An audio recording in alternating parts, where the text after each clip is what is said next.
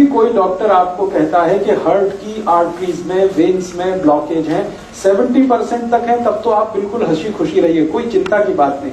75 है, 80 है, 85 है, तो आप चिंता करिए और इस ब्लॉकेज को निकालने के लिए कुछ काम शुरू करिए। आप बोलेंगे ऑपरेशन है, ऑपरेशन उसका इलाज नहीं है। क्यों इलाज नहीं है मैं बताता हूं आपको। ऑपरेशन होता क्या है? एक ऑपरेशन है जिसमें आपको एंजियोप्लास्टी किया जाता है। एंजियोप्लास्टी में क्या होता है कि मैंने बताया, ये जो एक तरह की आर्टरी है, मान लीजिए इसमें से ब्लड जाना है और ये रुक गई है, तो डॉक्टर एक छोटी सी स्प्रिंग है वो आपके आर्टरी में डालेगा, कट करेगा, यहां से आर्टरी को उठाएगा और स्प्रिंग उसमें इंसर्ट कर देगा। वो स्प्रिंग इतनी बड़ी होती है, वो जो बॉल पेन में आपने देखा है कि स्प्रिंग होती है, एग्जैक्टली वही स्प्रिंग, एग्जैक्टली वही स्प्रिंग, बस उस पर मेडिकेशन किया हुआ होता है, दवा उस पर लपेटी हुई होती है।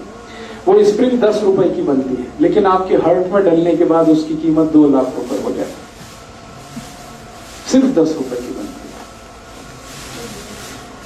आपको हैरानी होगी ये जानकर कि इतनी लूट मची है। हाँ, इतनी ही लूट मची है इस देश में। 10 रुपए की चीज को आपके हार्ट में डाल के वो कहेगा कि अब तो 2 लाख का बिल हो गया, 2.5 लाख का बिल हो गया, 3 लाख का बिल हो गया। आपको पता नहीं है, आप क्रॉस चेक नहीं करते और हम ये मान के बैठे हैं कि ये तो भगवान है जो डॉक्टर है, लेकिन आपको मालूम नहीं है कि भगवान जब होता था डॉक्टर तब होता था, अब नहीं। अब तो वो शैतान से भी ज्यादा खतरनाक है। भगवान फिर भी आपकी जान ही लेगा, ये तो इतना शैतान है कि जान भी लेगा, पैसे भी निकाल लेगा आपके घर से। हाँ, ये तो शैतान से भी ज्यादा खतरनाक। इसलिए मैं आपको थोड़ा अवेयर करना चाहता हूं कि हार्ट की प्रॉब्लम लेके कभी भी किसी डॉक्टर के पास आप जाएं और कोई डॉक्टर आपको ये कह दे कि आपका कोलेस्ट्रॉल बढ़ गया, इसके कारण ब्लॉकेज आ गया है, या ट्राइग्लिसराइड बढ़ गया, इसके कारण ब्लॉकेज आ गया है, तो आप बिल्कुल मत घबराइए जब तक आप अपनी रिपोर्ट नहीं देख लेते कि इसमें कितना % है। अगर 70 या 70 से नीचे है तब तो चिंता करने की बात ही नहीं, घर आइए, आराम से सोइए, खाइए पीजिए। 70 प्लस है तो जरूर थोड़ी चिंता की बात है, लेकिन उस चिंता को दूर करने के लिए कुछ उपाय हैं जो मैं आपको बताना चाहता हूं। ऑपरेशन उसका उपाय नहीं है। क्यों? मान लीजिए उसने एक आर्टरी को कट किया और एक स्प्रिंग डाल दिया। स्प्रिंग मैंने कहा इतनी सी है, इतनी सी स्प्रिंग यहां आ गई, ठीक है। अब ये स्प्रिंग डाल दी तो इसमें होगा क्या कि आर्टरी का थोड़ा एक्सपेंशन हो गया, तो खून ज्यादा जाने लगेगा। 1-2 दिन आपको बहुत रिलीफ लगेगा, लेकिन आगे और पीछे जहां स्प्रिंग है ना, उसके आगे और उसके पीछे वहां फिर जमा हो जाएगा क्या? कचरा, कीचड़, कोलेस्ट्रॉल फिर जमा हो गया, तो फिर तकलीफ आएगी आपको। फिर दोबारा आप डॉक्टर के पास जाएंगे, फिर कहेगा आपको एक और एंजियोप्लास्टी कराना पड़ेगा। तो जहां पे उसने स्प्रिंग डाला था उसके आगे पीछे और एक डाल देगा, फिर आपका 2-2.5 लाख का खर्चा। फिर उसमें क्या होगा, जहां स्प्रिंग पड़ गई वहां से तो ब्लड निकल गया, फिर उसके आगे और पीछे फिर वही समस्या।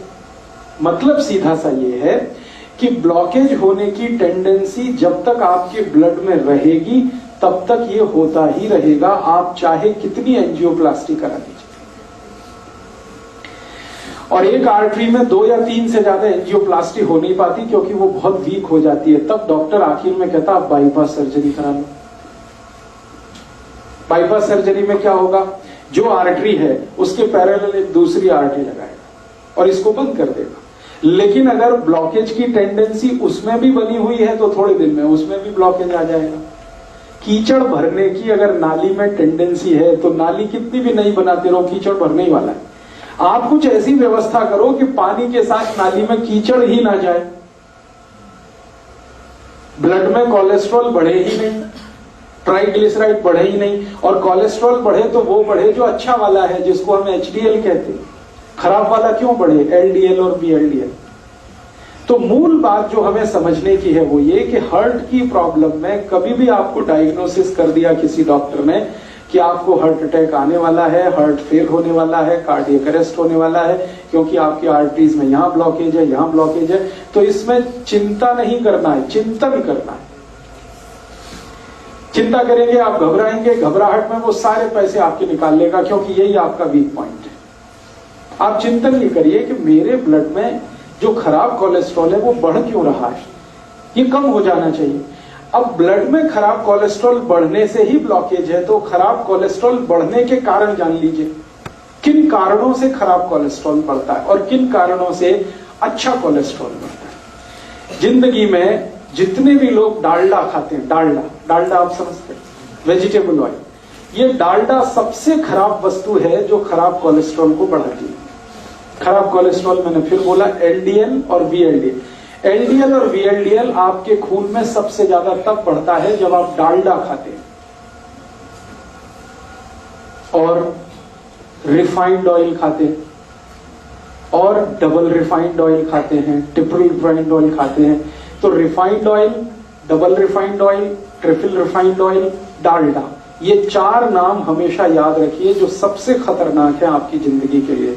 इनसे जुड़े हुए अगर प्रोडक्ट आपके घर में हैं, डालडा या डालडा का कोई भी प्रोडक्ट, XYZ ब्रांड नेम से आ सकता है। रिफाइंड ऑयल का कोई भी प्रोडक्ट XYZ नेम से आ सकता है, वो रुचि हो सकता है, वो सोया हो सकता है, वो गगन हो सकता है, वो पता नहीं क्या क्या नाम से हो सकता है।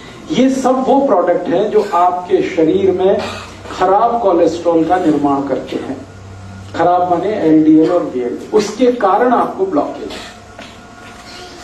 तो क्या करना चाहिए? इमीडिएट आपको फैसला करना चाहिए कि भाई हमारे घर में डालडा नहीं आएगा, हमारे घर में कोलेस्ट्रॉल खराब बढ़ाने वाला कोई भी प्रोडक्ट नहीं आएगा। तो डालडा हटा दीजिए, अपने भोजन से डालडा निकाल दीजिए और रिफाइंड ऑयल भी निकाल दीजिए, डबल रिफाइंड भी ऑयल निकाल दीजिए। तो रिफाइंड और डबल रिफाइंड और डालडा निकालते ही आपका कोलेस्ट्रॉल घटना शुरू हो जाए, इमीडिएट। और अगर आप चाहें तो 3 महीने ऐसा खाना खा के देख लीजिए जिसमें डालडा की 1 बूंद भी ना डाली गई हो और रिफाइंड और डबल रिफाइंड ऑयल ना इस्तेमाल किया गया हो। 3 महीने में वो डॉक्टर ही कह देगा अरे आपका तो बहुत कम हो गया LDL और VLDL। तो कारण आपको पता होना चाहिए। कारण सबसे बड़ा जो है बैड कोलेस्ट्रॉल, खराब कोलेस्ट्रॉल जो हार्ट अटैक लाता है, कार्डियक अरेस्ट लाता है, उसको लाने वाला जो प्रोडक्ट है, जो वस्तु है आपके रसोई में, वो डालडा है, रिफाइंड ऑयल है, डबल रिफाइंड ऑयल है। अब आप उल्टा कहेंगे कि डॉक्टर तो सब बोलते हैं रिफाइंड ऑयल खाओ, हार्ट की प्रॉब्लम से बचना है तो डबल रिफाइंड खाओ और अच्छा है। डॉक्टर इसलिए बोलते हैं कि उनका आपस में एक दूसरे के साथ जबरदस्त कनेक्शन है। रिफाइंड और डबल रिफाइंड ऑयल बेचने वाली कंपनियों का डॉक्टरों के साथ कनेक्शन है। डॉक्टर उनका जितना भी प्रिस्क्रिप्शन करेंगे, कंपनियों का धंधा चलेगा, कंपनियों का धंधा चलेगा तो डॉक्टरों का भी धंधा चलेगा। लोग जितना ज्यादा रिफाइंड और डबल रिफाइंड खाएंगे उतना हार्ट अटैक आएगा, उतना हार्ट अटैक आएगा तो डॉक्टरों की भी चांदी है, कंपनियों की भी चांदी। इसलिए आप विज्ञापन देखकर टेलीविजन पर कभी भी जिंदगी के बारे में फैसला मत करिए। टीवी पर ऐसे ऐसे विज्ञापन आते हैं, कोई पत्नी अपने पति के बारे में बात करती हुई कहती है कि इनको तो ये तकलीफ है तो मैं उसी दिन से सोया वनस्पति ऑयल ले आई, तो ये ऑयल ले आई, तो वो ऑयल ले आई। बस यही खतरनाक, क्योंकि एक भी विज्ञापन सच नहीं होता और सच विज्ञापन करने की उनकी कोई जवाबदारी नहीं है, क्योंकि सरकार ने उनको झूठ बोलने का लाइसेंस दिया है। एक भी विज्ञापन सच नहीं होता और सच बात विज्ञापन में बताई नहीं जाती। तो आप टीवी विज्ञापन देखकर कभी भी ये डिसाइड मत करिए कि हमारे घर में क्या लाना है क्या नहीं लाना। वो ऑयल के बारे में है तब तो बहुत कॉशियस नहीं। तो आप जैसे ही डालडा हटाएंगे, जैसे ही ये रिफाइंड और डबल रिफाइंड ऑयल हटाएंगे, 3 महीने आप देशी घी में खाना बना के खा लीजिए, देशी घी, आप देखेंगे आपका कोलेस्ट्रॉल कम होना शुरू हो जाएगा, ट्राइग्लिसराइड कम होना शुरू हो जाएगा। अब ये महत्व की बात है जो आपने कहा वो भी नकली है, तो असली बना लीजिए घर में। दूध आपके पास आता है, दही बना लीजिए, उसमें से मक्खन निकाल लीजिए, मक्खन को गर्म करके घी बना लीजिए, वो आपके घर में ही है।